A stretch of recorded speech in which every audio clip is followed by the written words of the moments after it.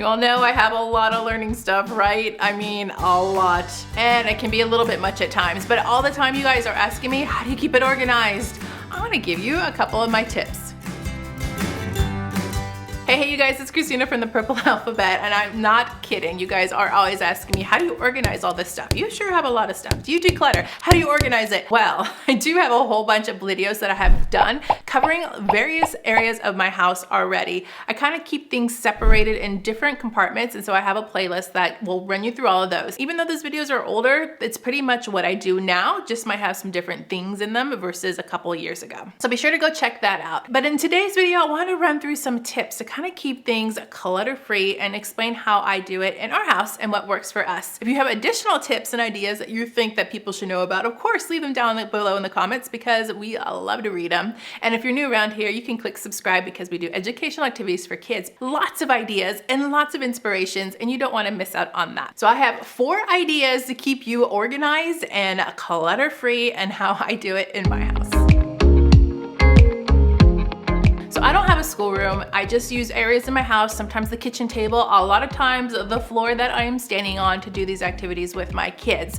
And because of that, I keep my kids' learning toys kind of separate from their regular play everyday toys, if you want to call them that, because a lot of the regular toys are educational. However, I have a closet in my office where I keep all the learning toys. Now I do this for several reasons. When they were little, in the toddler age and baby age, there were pieces to these activities that I didn't want them to get a hold of because they were a hazard. They could be a choking hazard. And so to make sure that that didn't happen, I kept these items away and separate and only pulled them out when I knew that I could supervise them. Now that my kids are older, it's not as much of a problem as it is losing the pieces. Because my kids will kind of pull out games and play with them, they might lose pieces to some of these games that I really want to use for learning. And I don't want to lose those pieces, so I also keep them in there now so that nothing gets lost and everything stays together and I can keep track of it better. Another reason why I keep my learning items in the closet is because they might not be ready for the skill yet. And I don't want them to get frustrated because I haven't been able to work with them yet. Sometimes if I have a game out and they see it, they want to play with it right away without me, no matter what I'm doing. But I can't really work with them to explain with them how it works. A lot of the times with the learning activities, you have to have a little bit of explanation on how the activity works so that your child will be set up for success. Otherwise, they'll get frustrated or they're not really understanding what's going on. And so if I keep it separate and only have it taken out when I am ready to explain it to them, it saves a lot of drama and heartache in trying to do it on their own. And the way I keep this cluttered is when they actually know the skill and they're able to do it on their own, I will actually move it out of that closet so they have access to it so that they can do it whenever they want and however they want sometimes. Pros to this process for us is that it makes the activity special and they really want to do it when we pull them out. I won't lose the pieces and I can track their progress pretty easily with this method. And like I said, once they've learned it and they've got it down, I can move it out so that they can have access to do the activity whenever they want. My second decluttering tip for you is to use containers. Containers whenever you can. In fact, my whole house might as well be a container. I love storage containers. You're always seeing me buying them at different places. Usually I try the dollar store, Walmart, and IKEA are my favorite places. Oh, and Michael's. Michael's has some great storage containers. And I kind of use them for different purposes, each different kind of container. I have small containers for really small parts in games, with playing with their dolls, or for other things like beads and the arts and crafts. Or I use larger containers to store all those larger item toys like sensory things or Legos or blocks, and I just kind of think that they organize things a lot better. Some of the containers I use will have compartments so you can divide things up. I like using this method, and sometimes I even use this for Legos. And then the larger containers I can put massive amounts of things in, like these Lego containers. And the pros of this is that they just keep things contained, they have a home, they can be stacked on top of one another, and they come in just a variety of sizes, and you can always find one that works for the item that you're going to want to store. And even arts and crafts, containers are the way to keep that clutter minimal.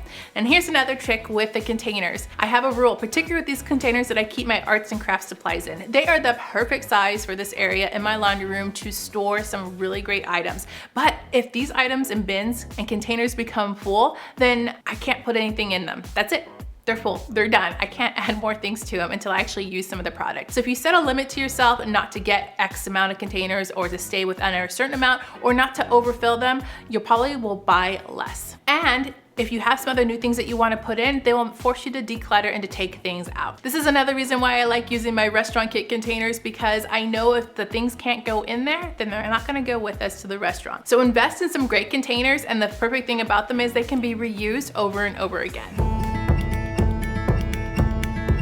My third tip for conquering organization in your house is to have a holding area. A holding space is an area I have in my house just to kind of keep things temporarily until I'm ready to use them. One of the ways I use this is with presents. Whether it's a birthday or particularly in Christmas, you kind of tend to get a surplus of gifts. So what I will do is take some of those gifts, I'll put them away in my holding area. We're in my tiny little laundry room. This is our leftover gift stash. It is for both of my kids. There's some games, there's some Legos here still to open, and it's not a lot. We have already pulled from it a couple of things, but this is just the leftovers that they opened, and we will tackle it once we do. There's some good stuff in here. I can't wait to open it. You've seen some of these in my videos. Love them. And then we'll get to them and work on them. There's even some art projects in here too that they can work on later. So this is my stash to pull from, my bored and busy stash, and usually it doesn't stay here for very long. So that's how I organize and just kind of keep on top of these. And so what this does is it kind of takes the chaos of having all of these presents at once, and then it also gives them something to look forward to and has something to do later on down the road for like a rainy day or something.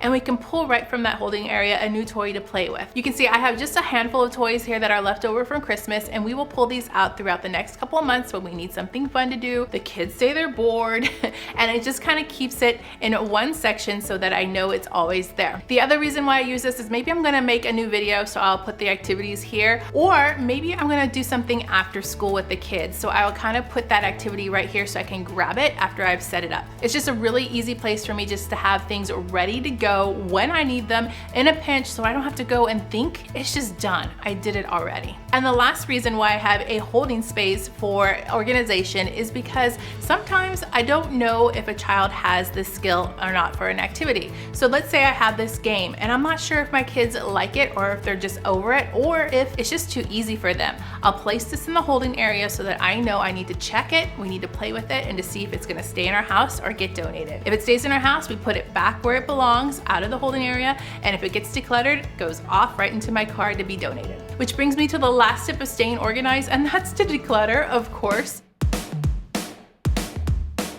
I declutter several times a year. Of course I do. I'd be swimming up to my eyeballs in activities, and I highly recommend you do this as well. About 2 times a year, I do a major declutter. This means going through every single thing. But then often, many times of the year, I'll just do one little section, one little spot, and kind of go through and organize it. I do this because things kind of get a little like hairy, right? In your closet or in an area, and you just need to organize it to spruce it up to make it feel fresh again. And it's a great opportunity to purge things that you know you don't need anymore. Maybe you have duplicates, maybe you bought 2. I might have done that once or twice before this year. And then maybe you just kind of need a refresher to see the stuff that you have. You also want to declutter and get rid of things that your kids are already over. Maybe they have an alphabet kind of game and you know the alphabet, it's time to give it away. Or maybe there's a skill you're not so sure about and you can take that toy and put it in your holding area to test out to see if they already know it and it's too easy. A lot of you guys ask if I do toy rotation. I don't necessarily. I kind of do